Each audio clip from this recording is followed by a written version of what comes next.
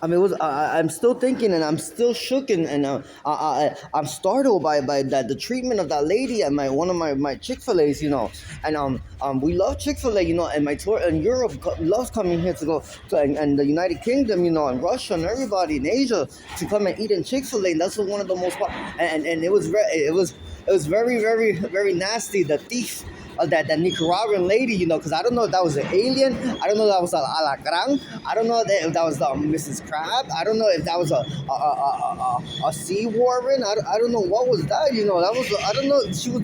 She scared me. She scared me. And I'm startled still. All right, so. And I see that we're still having a lot of problems here.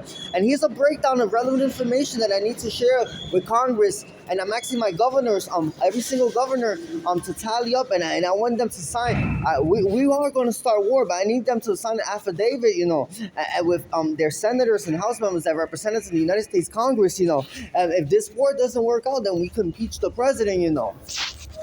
But if this war does work out, they have to be removed from office, immediately. Here's a breakdown of relevant information, War Powers Act. The War Powers Act resolution of 1973 requires presidents to notify Congress. They don't need Congress approval within 48 hours of deploying troops and limits the duration of military action without congressional approval to 60 days. We don't need your approval to deploy our military members, The president, as commander-in-chief, has the authority to use military force in certain situations, such as responding to an attack on the United States. Declarations of war. The U.S. has only formally declared war on a foreign country 11 times through its history. Undeclared wars. The U.S. has engaged in numerous military conflicts without a formal declaration of war, including the Vietnam War. And no one has ever been impeached. While Congress... it's theological, When there's a war, the president will never get impeached to start a war. It never happened. It's never going to happen. While Congress can authorize the use of and if the war is for good reason and to protect Americans, the people who will try to impeach will no longer exist in this planet. They will perish, and they will die.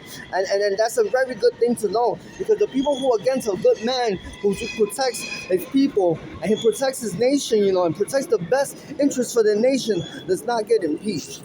While Congress can authorize the use of force, there are debates about the extent to which the president's action should require congressional approval. The purpose, the War Powers Resolution aims to restore the Constitution's balance of power between the president and Congress regarding the use of military force, ensuring that Congress has a say in matters of war and peace. Background, they have a say, but they don't have to approve.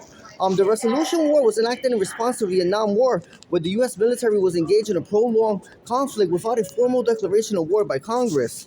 The president must notify Congress within 40 hours of introducing U.S. armed forces into hostilities or situations where imminent involvement in hostilities is clearly indicated. Congressional Constitution. The president is required to consult with Congress regularly until the armed forces are no longer engaged in hostilities or have been removed from the situation.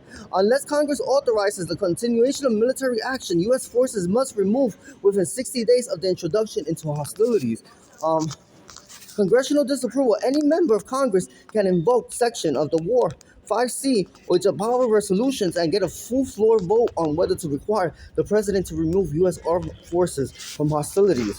So that does not, just because we put that, it does not say if the president is impeachable. We have 60 days to prove that war is needed. Authorization that protects the president from removal from office. Authorization for U.S. use of military force, AUMF. After the September 11th terrorist attacks, Congress passed authorization for use of military force, which granted the president broad authority to use military force against these responsible for the attacks. When this George Bush this started with, the second George Bush Jr. And then there's the POSSE, POSSE. Policy Comitatus Act, which is COMITATUS Act. Article talk. The Policy Committees Act is a United States federal law, 18 U.S. U period SC period 1385 original at 20 Stat 150 signed on June 18, 1875 by President Rutherford B. Hayes that limits the power of the federal government in the use of federal military personnel to enforce domestic policies within the United States. Congress passed the act as an amendment to an Army appropriation bill follow the end of Reconstruction and updated in 1956, 1981, and 2021. The U.S. Constitution places primary. It was never done in 2021, so that's a lot. The U.S. Constitution plants primary responsibility for the holding of elections in the hands of individual states, the maintenance of peace, conduct, or orderly elections, and the prosecution of unlawful actions. And this has nothing to do with that. But this law was enacted by Rutherford Hayes, because we had a strike on the railroads, and it was to kill the African Americans in the strike because they got very hostile. This one was to kill African Americans.